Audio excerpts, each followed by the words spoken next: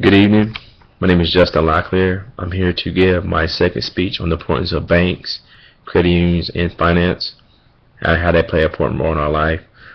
Finance, as you know, is a way that the way people, the government, business, different day in order to get things. Banks play an important role because banks pretty much store and keep our money in place. They give us the best advice possible to make better decisions on our money. As you know, with finance, pretty much it allows us to purchase things as homes, cars, clothes, food, shoes, even pay for our education. Banks pretty much, with our finance, we pretty much store our money in banks, or whether it be credit unions as well. And the way the bank works is the bank gives us the best financial knowledge on what would be best to make a move with our money, help us get interest off our money, and even make better financial decisions. Certain banks like BB&T and Wells Fargo and State Employed Credit Union, they're pretty much one of the dominant big banks and credit unions in this area. These banks pretty much allow us a way to purchase loans from them, whether it be a personal loan, whether it be for personal reasons, whether it be school or to pay off a bill, auto loans, which is to help purchase whether it be a used car or a new car, even mortgage loans, where they'd be able to purchase a home. And these banks pretty much set up interest rates where they make money off the client or the member. Some rates they might have 4.75, some might be 5%.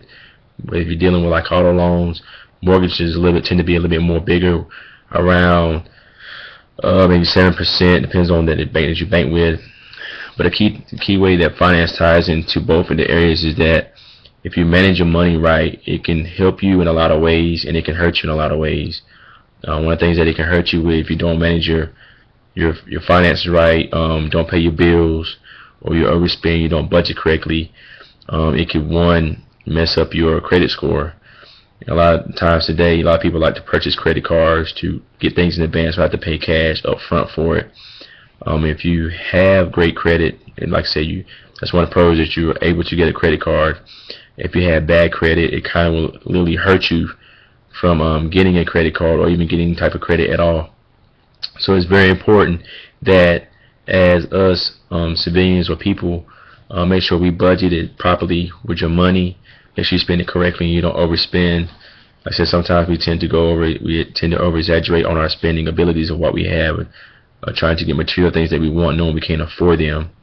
Anyway, like I said, the way the banks play a role in this, at least they, which, like I said, for State Employed Credit Union, we're always monitoring the accounts, making sure there's not any fraudulent activities going on. We make sure you're spending your money correctly.